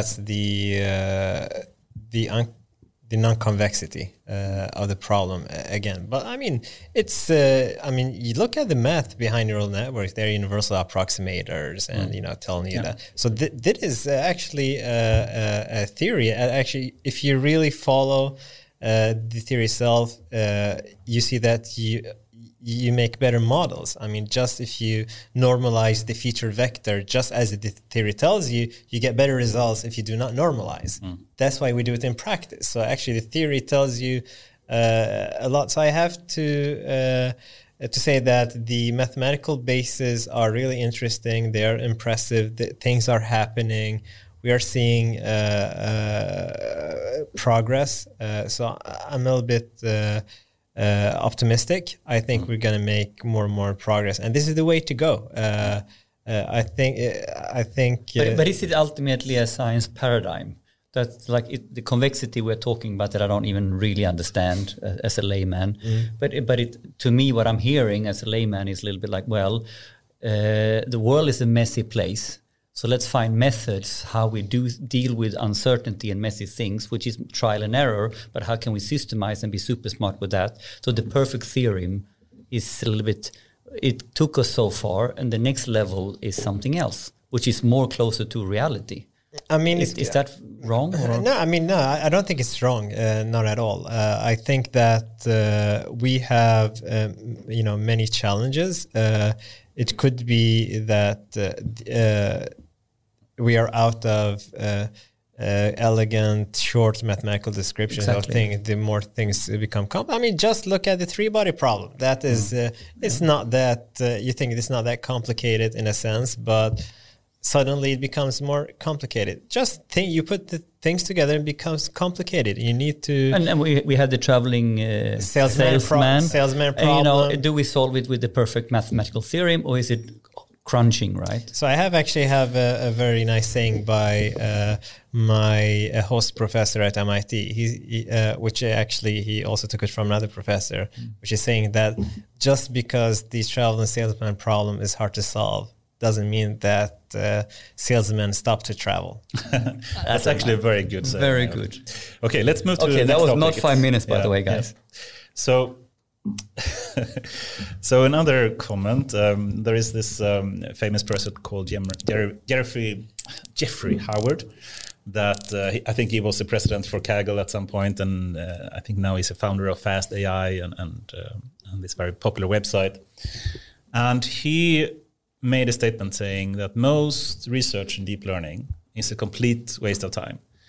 And just to give some context to that, what I at least interpret his the reason for him saying that is in deep learning today, it's a lot about chasing the leaderboard, about gaining like half percentage point higher in some kind of accuracy score that you have for whatever kind of prediction task you're trying to solve. And this is a big competition between the tech giants, and it's not really practically usable, that extreme type of competition for just getting on top of the leaderboard. Would you agree with that? Maybe it's a little bit harsh to express it that way, but I definitely think that the way research is conducted is a little bit along this direction, which I don't think is that interesting. I mean, see all these new architectures of neural networks, and it works better. I'm a little bit maybe careful with such statements. I think I think most people agree that we have reached a level of saturations when it comes to deep learning. I think one thing is try to find new ways to use it. So applications, I think that's interesting. Like AlphaFold now, most recently. Try to see, things within. We have covered NLP. We have covered computer vision. Why can't we cover other problems? Yeah, exactly. So just find interesting application. And then in my opinion, the next step is to start to understand deep learning better and construct algorithms where the training is efficient. You do not need to spend so much unsupervised energy, or it's not spending too much energy. We need to understand maybe find some architectures that are still optimal, but that when you converge, this is the optimal solution. If you do not converge, then there is no solution, etc. Along these lines. I think these are the interesting, but these are the hard problems. But how does that relate back to your little bit cynical comment around how we are chasing ink to paper in Sweden? If you compare a little bit, like they're the same thing. The same problem, thing. Right? Oh yeah, the same thing. Yeah. So I mean, because getting on the leaderboard, improving on someone else's research is easy to get published. I mean, by the way, I'm not saying this is a Swedish phenomenon. No, not at all. It is really international phenomenon. It's just that just because we don't need to import everything. I mean, it feels like we import everything from the US. I mean, we have definitely imported this way of conducting research from the United States. So back to this. Yeah, I think we need to move to the next topic as well, unless you had something. Really now you're on 4 minutes. That's good. Let's. Yeah. I was just gonna end. The end note would be like, okay, a little bit back to we touching this before, but like, what's our recommendation? How can how can we compete at Sweden University from this research point of view? What should we do that is sort of feasible when we don't have the same money as the biggest institutes? But how can we be innovative? I mean, I don't think it's about money. I think it's more about passion, and it's about daring and guts. We do have, and then money. we can do enough. Yep. So what is the advice we should do then? Not chasing into paper, not doing what Anders is highlighting. What's that? I mean, first of all, in terms of money, we are very well financed.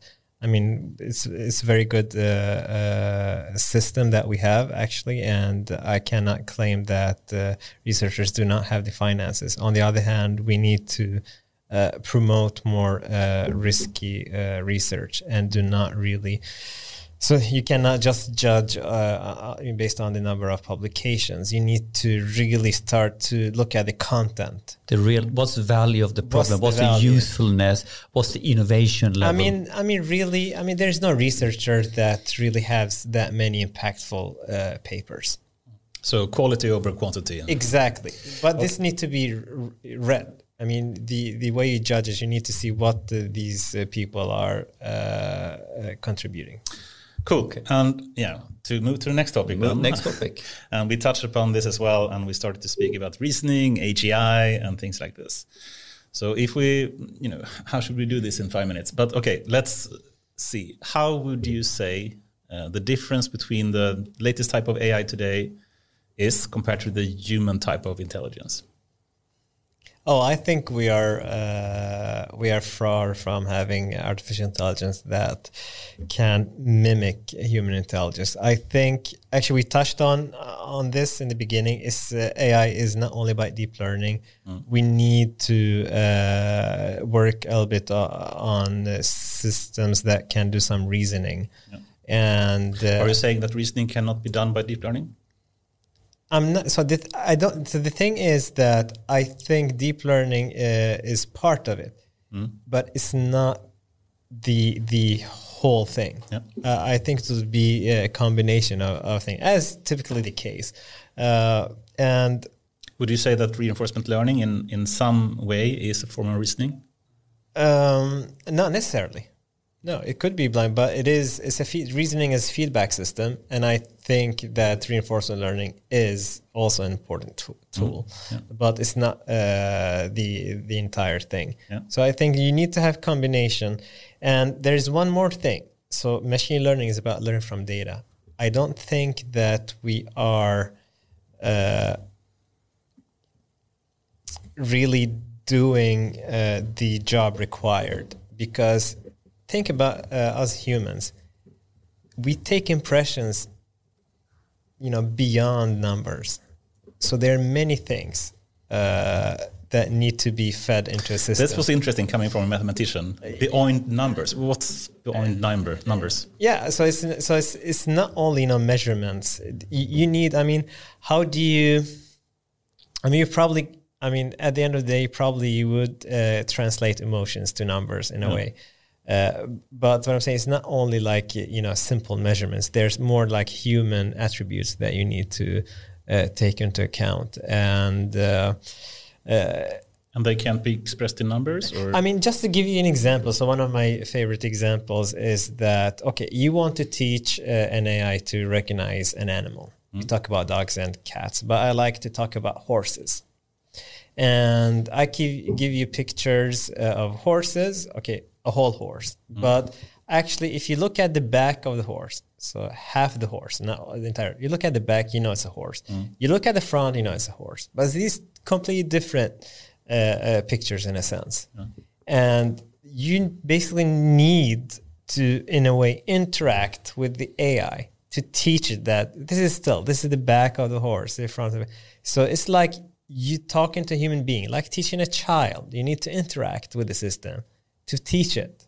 So I think we will need to have some kind of system where actually humans teach the AI. And I do believe that this would be one of the future jobs that we would have. We have people, sitting, interacting with AI systems to teach them to understand the world better. Are you a fan of Jan LeCun's kind of theory about how the future of AI should be? Speaking, going more and more away from supervised learning toward more self-supervised learning, and then I think the reinforcement learning is like the icing on the cake that he has. Have you seen these kind of metaphors or analogies that he's making? I think it's one of the common attempts towards how we free ourselves from being dependent on data, and reinforcement learning still is about data. It's just that you collect it in a different way. You think about the interaction as a dynamic action rather than static. It's not only showing a picture and recognize an object. It's much more than that. And if you want to call it reinforcement learning, that's... but I think the main thing he's promoting is trying to get away from supervised learning and only using unsupervised learning or potentially self-supervised learning. Yes. I mean, what's the difference? You need the data anyhow. I mean, if it's reinforcement learning, but then you need some kind of reward at least. But you don't do that for unsupervised or self-supervised. I mean, the thing is, even with object recognition, you can describe it as an RL problem. Where it still requires some reward. That's the big difference. Yes, right? The reward, yes, but the reward is so it's called reward, right? The inverse of it is a cost. It's the same thing. You just have a minus sign as a cost suddenly. Sure. So it's the same thing. When you do prediction, you minimize an objective, and that's the error. So that's what I'm saying. I wish we had a half an hour more too, because I think this could be a very interesting discussion to just dig a bit deeper into. But let me, in the manner of actually speaking more, I can give my few views on the difference between the human brain and deep learning at least, and let them know what you think about this. So I think there are a number of things that differs. One is that the human brain, of course, is online. We continuously learn and train all the time, and deep learning is usually very batch-oriented, and we train once and then use it. We can retrain it a couple of times, but it's very different from the online type of learning that the human brain has. The other thing is plasticity, basically saying that the architecture of the brain and how the synapses connect the neurons change over time. And neural networks does not, unless you use the kind of neural architectural search, and these have new techniques, but normally they don't. And that's a big difference, I would say. And then, of course, we have the reasoning and the generality that humans has that deep learning does not today. Would you agree with those statements? So I think this could very well be correct, and it's probably also part of the story. I don't know. To be honest, I mean, I try to avoid philosophical questions. I typically, think that everything is possible. You need to be open to all of kind of ideas, because you don't know if and when a specific idea is the right one. But you need to interact with people in order to have learned different ideas, and you probably apply the right one at the right time. But I mean, I think what you're saying is, this is how neural networks is inspired from the human brain, and we need to learn from it. So you're saying that actually when we learn stuff, we forget stuff, there are things that are changing in our brain, and this is something that we probably need to mimic. So that's what I'm saying is, I think most likely it's part of the solution. And it's definitely worth an attempt. And I think we just have a few minutes. I'm trying to choose the last topic we should do. And I can think, one is the AI divide, the difference between the tech giants and the rest of the world. It could be something about singularity, and when AGI happens, it could be something perhaps about patents, pros and cons. I know you have a number of patents as well. Which one of those three would you choose to? The first one, I think it's something that... AI divide. Because I think it's a big problem. It's a big problem because, we have in general a big challenge with regards to big tech. And we know it's about the FANG companies. Yeah. And actually Tesla is joining now. Now actually it has been changed from FANG to a fat man, where I haven't heard that. Where the G instead of Google is now as an alphabet. A fat man. Yeah. So a fat man now with Tesla joining these big 6 big companies, and it is, I think, it's a challenge. Politicians trying to figure out how to deal with it, and if they, have all the power about the AI, brain power and the technology in the future. I mean, if you do not realize that this is a problem, then you're missing something. Yeah. So you would say the big tech giants are far ahead from the rest of the world? Like, how many years ahead would you estimate them to be compared to So first of all, they have a lot of data that even like researchers at universities don't have. I mean, let's not forget that neural networks were developed by professors, are still academic. But then this is the fundamental research, which is great. But beyond that, it has been total controlled by a few companies, and universities are definitely behind. Now, a guy like Benjo has decided that he needs to stay at the university because he needs to make sure that the talent also stays in academia. So he made a decision. That's great. But in general, it's hard to keep people when they offer 4 times, 5 times. Not only salary, they give you a research team. You don't need to think about anything. I mean, I've been to Google, I've been to DeepMind. I mean, oh my God, it's really amazing places. I never thought that I could see research places that are better than the top universities in the US. But I definitely see that. It's uncomparable. So you have a motivation on so many levels why you want to work there. Yeah. So I think that it needs to come from at the state level. The politicians need to understand that these people are not only researchers. It's like even big companies other than the big tech companies probably should help to build, such a research center where they attract people as a counteract to these big tech companies. So that's the best way to try to solve it? I don't know. I don't know if it's the best way, but it's definitely a way to solve it. And how would you describe why is the AI divide a bigger problem than maybe some people recognize? I think all of us who's in the industry and starts really understanding this and sees this is the new rich and poor. This is the segregated world, but on a much, much grander scale, much more extreme than we've ever seen. Why do you think it's so scary? I think it's scary because information is power, and they have so much information about us, and then they have this intelligence system that can do so many things that we cannot figure out. So they will be ahead miles from us, and you will never be able to catch up. Doesn't matter. And what's the consequence of this to society? I think the consequence would be is simply that you get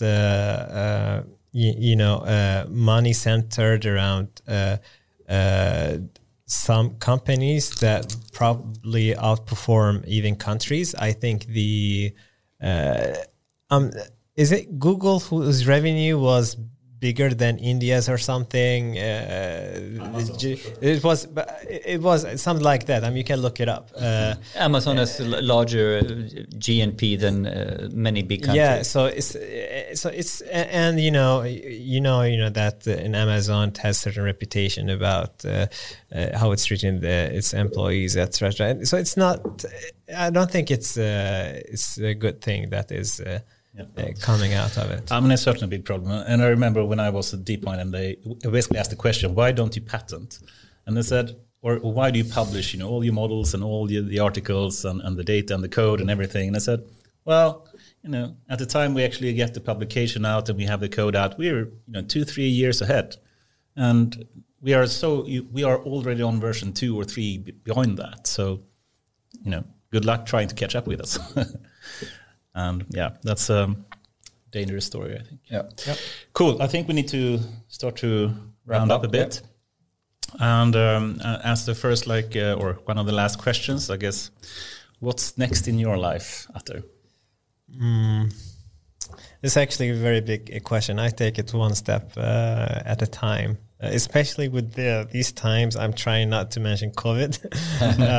But we actually didn't talk so much about COVID today. But yeah, that was very good. I was trying to avoid it. But the truth is that, as I describe it, life is going in slow motion. That's how it feels. For me at least. And of course I have stopped by a little bit and thinking about what I want to really do in life, and giving me some where you're going to be when you grow up. Exactly, clear pinpointers. But I think research within AI is very interesting. Frustrated about I don't think that we do have the right, what do you call it? We don't have what is needed to really pursue great AI research. The right ingredients in the soup. Yeah, I mean, it's a lot of things. You need to have momentum. In Sweden, I know, Anders, that you don't like that people are criticizing. You still feel like there are things happening. I don't. This is the after work discussion we need to have. I don't share the same feeling, so that's annoying a little bit. But what I'm happy about that, actually I'm doing other stuff, at least where more like applied. You have some exciting things you want to put in production right now. This is to put that in production. This is what excites. Yeah, this is what cool. Exactly. So this is really what excites me, at least in the short run. Sounds good. And when does it? When will we see it in the flesh, in the wild? So hopefully, sometime next year, by the summer, I would say. Yeah, definitely. And when will you start chasing people for your big dream, in terms of support? Well, next year. It's I think it's maybe a March or something. It would be a reasonable time. You heard it here first. Cool, Ather. Anyone that you would recommend us to have on this show? Oh, I guess you would like to have someone that could come to the studio. Yes. And so probably not American, but yes. Here in Sweden, there are probably a couple of people. I would say Kalle Åström would be interesting because he has been working at computer vision for a long time. KTH or? He's at Lund University, and I think he is a good speaker. I think he does interesting research, and I would definitely recommend him. Kalle Åström. Kalle Åström, yes. And that I would say. And hopefully, I don't know, if we manage to have this AI day, I'm sure that you'll have several interesting guests that you would like to interview. Yeah, so we would do a collab. So I think you should keep track of it. I mean, as soon as we open up, we'll probably have. This is the same AI day as we were. I was part of that, I think, as well. It was when we planned to have Smithuber coming, right? Whom? Smithuber.